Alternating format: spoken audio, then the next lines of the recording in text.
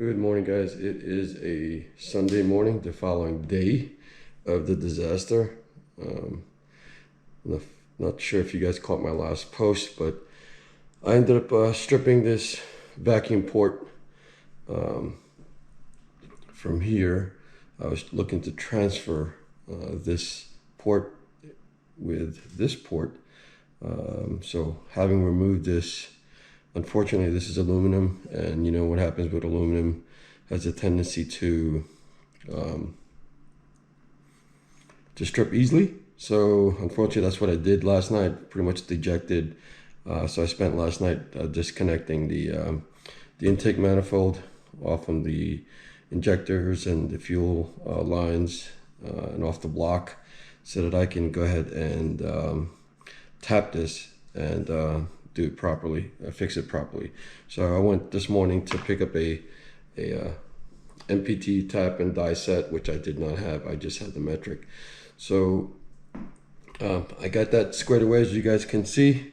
So I'm elated this morning. I'm pretty happy that I got that done and over with. And I think I'm just gonna chuck this. I'm not gonna try to fix it because it's actually it would be a different size when I do, and I don't want to have to go through and deal with that. Just get a new set. But plus the one that I need anyway is going to be a smaller port for the fuel pressure regulator. So we're going to try to figure out what we can do today after we get that intake manifold back in. I still need to do a few things before we can move forward.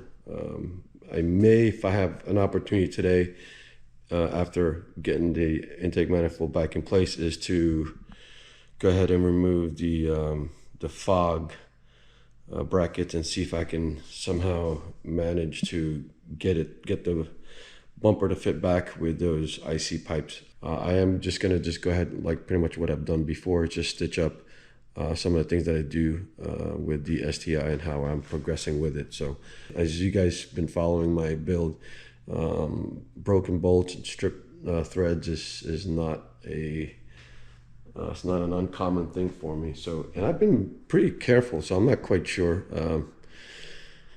what's going on. She's fighting me, but she's gonna get back on the road. Okay, guys, it is the following Saturday. It's early evening, late afternoon. Didn't really get to do much this past week.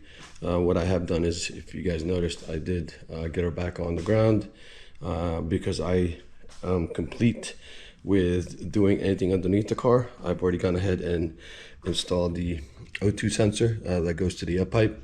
That's been done. So everything else is a bunch of little knickknacks here and there. I couldn't find anybody that is going to weld the or fabricate the intercooler piping for me, because none of the folks that I've been recommended has a jig. So I'm gonna have to figure out a way. I don't feel like trailering her, but because I don't want that in the back of my mind, that if I have issues starting it, was it done at the shop or was it done here? So I just wanted to make sure that I didn't have that question in my head. So what I think I'm gonna do is I'm gonna just fabricate something for myself. I'm gonna go ahead and pick up a bead roller, so that when I start cutting things up, and I'll get the only unfortunate thing is that this is a different size from that. That's a 2 3/4, and this is a 2 1/4. So I'm gonna have to get 2 sets of intercooler piping with couplers and clamps, and that's probably gonna run me about $300. But I'm gonna have an assortment of 90, 45, maybe even some 30s and some straight ones. So I'm just gonna go ahead and piece myself piping. This is gonna get me going and get the car started. So that's gonna take a little bit of time. Some of the stuff is coming out of the country, so it's got a 3-week lead on getting those items here. So it's gonna kind of suck a little bit, but it's gonna delay this build, and I can't really get her started. So I've also gone ahead and ordered the fitting that I'm gonna need here to connect to the FPR. I ordered the hose that I'm gonna need so that when I do piece together, I'm gonna have at least here the 45 I'm gonna need, because right now the piping is at an angle. It's not directly onto the throttle body. What else? I still need to cut the bumper, and as you guys saw, the Dremel couldn't lock, so I couldn't really remove the fitting. So I went ahead and ordered, and came in today, the stop lock for the Dremel. So I'm gonna go fix the Dremel so that I can go ahead and do the things that I need to do, which is, I think I've already talked about it, which is get rid of this guy, this port, so that I can clear the silicone hose that goes from the turbo housing to that intercooler piping. I'm going to go ahead and cut this off, maybe repaint it, and so ordered a bunch of other things too. Not quite sure. I'm forgetting. Oh, some fittings, some unions. What else? I also ordered the grounding kit for my wire. So this upper intake manifold, I'm running a phenolic or however you guys pronounce it, spacer. So it's not going to have a good connection to the block. So I ordered that grounding kit so that I can put one here. I'm not quite sure where I'm going to put it yet, but I think there's about 5 points. So I'm going to put one on the block. I'm going to put one on the alternator. I think I'm going to put one by the starter. And I forget what else. And so the other thing that I need to do as well is I need to get rid of this old wiring for the IAT, because I went ahead and ordered a kit with the AEM IAT sensor, the wiring for it that connects to the old MAF connector, and a bung. So I need to get that welded onto this pipe right here, maybe somewhere here, because I'm going to need to end up cutting it here so that I can put a 45 and get it to fit here. So it's going to go like this, and then a 45, and use the bead roller that I ordered, or did I not order it yet? I think I still need to order it, and make sure that it doesn't, the hoses doesn't slip when on boost. So I'm just going to do that temporarily until I can get her broken in, get her tuned, and then get a fabricator to actually do it proper. So at this point, that's all I've done for now. And as you guys notice, I gotta do an oil change on the Evo today. I didn't realize it, but I've already hit 3,000 miles. I'm racking up miles on this thing.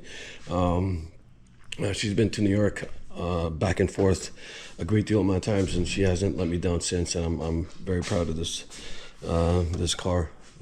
Knock on wood, of course. Following Sunday,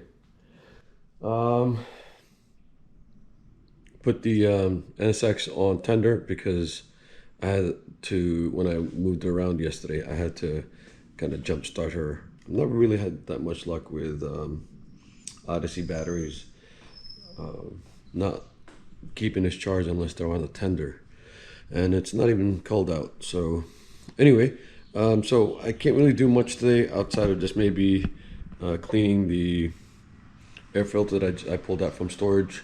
I'm going to use the K&N filter, basically use this spray, rinse it out, and then put oil in it. So that's pretty much what I'm going to do, and then I'm going to also continue to tidy up on the garage. I kind of did a little bit, but certainly not enough.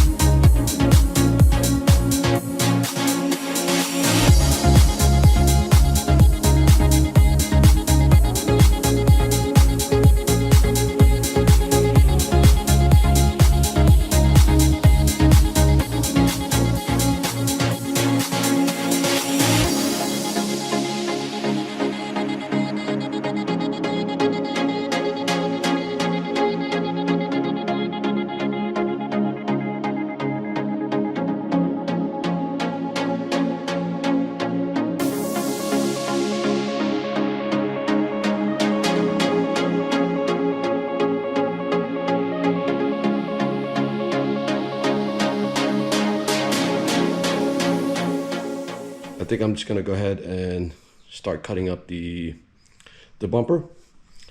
I think what I'm gonna do here is I'm gonna just kind of see if I can even out this. This was cut by the previous owner further out, and as you can see, not as much as it was here. So I'm just gonna just even it out. Maybe just cut a little portion, but I'm gonna test it out first after I remove the fog housing. I'm gonna remove the fogs, of course, first, and then start cutting away, and then test fitting. Hopefully things will fit. You know, I thought about maybe going ahead and swapping out with a new front mount that'll make room for the fogs, but I'm not gonna go that far. I do like the fog look better, and the additional lighting that it may provide, I'm not quite too sure if it does. So yeah, we'll see. Like I said, I wasn't about to go and spend some more money on a different IC and then go through the trouble of having to sell this. So I'm just gonna go ahead and cut it up.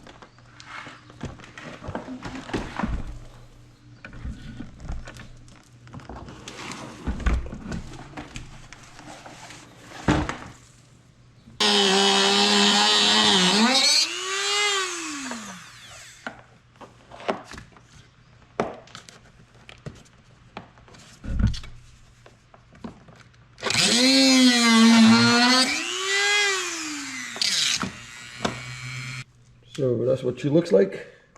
I'm gonna deburr or whatever you want to call this. Remove all the melted plastic. Probably should have gotten a file. I'll probably just use a Dremel, the sanding bit, just to kind of, or the sandpaper, and just kind of clean this up a bit. This should provide me with enough clearance. Okay, so I got the driver's side cut up as well.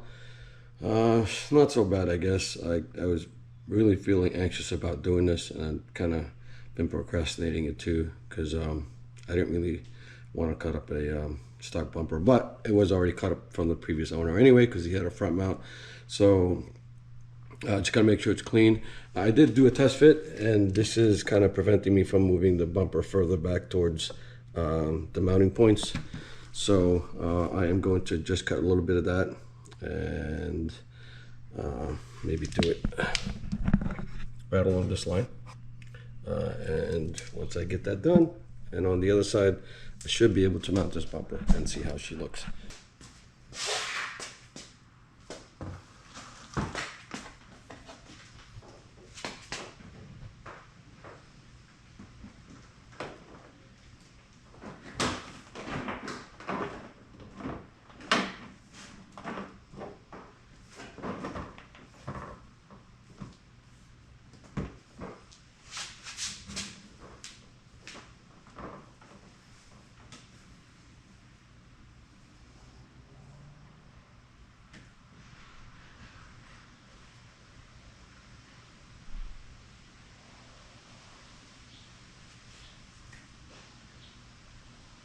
So it looks like I have more cutting to do, and this is the part I don't like, because this is the part that's actually really visible. So it looks like this curvature right here, I don't know if you guys can see it, maybe it's better on this side, but see this curvature right here is getting in the way of the front mount. So I need to just kind of cut it this way, just maybe follow along, and kind of do what this guy did, is put a door guard just to make it look neater. But yeah, looks like it's something that I'm gonna have to do, and some more cutting. So that was round 2 of cutting. Looks like I am still needing to cut a little bit more, because that's the amount of gap that I've got. I mean, I can get above, but as you can see, it's not reaching. So, okay, I guess another round 4. Looks like this one is in, and it fits just right. But this one still is off. So I need to do a little bit more cutting here. Okay, she fits and looks good, and I may just leave it just the way it is, or modify this thing so that it fits with the intercooler, but it doesn't really make sense at this point, because I may do that because I really just want to cover up these holes. So I may do that. I'm not going to be using this anyway, so I might as well try and see if I can do something with it. At the same time, you see how this thing is kind of bubbling up because it's really not fitting right. I got to be a little bit more aggressive with the angle. So I am going to mark this, and I'm going to go deeper into this cut. Basically, what I might do is I might just follow this as a guide. Okay, so I'm going to attempt to put the fog covers back on. So, but I am going to cut it up so that it'll fit. I don't know if you can see the outline that I did. I'm just going to just freestyle it and see if I can do it without messing it up. Not a big deal, because I was planning on getting the closed cover anyway, but figuring that this might be actually not too bad if I'm able to pull this off, because it'll provide some cooling to the pipe, I guess. Extra 500 horsepower. And this is the last of my cut. It looks like it's aggressive enough that it clears without it bubbling up over here. And there's enough clearance between this and the fins, so it's not going to damage it. So I don't know if you guys can see it.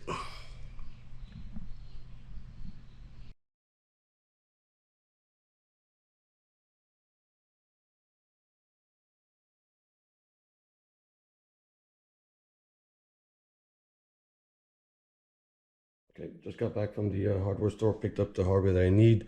It's M6 by 1, 45 millimeter.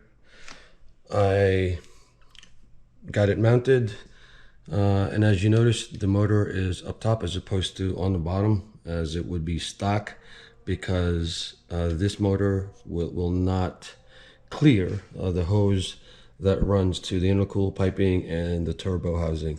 So we had to mount it upside down. I may have to pick up an extension eyewear kit,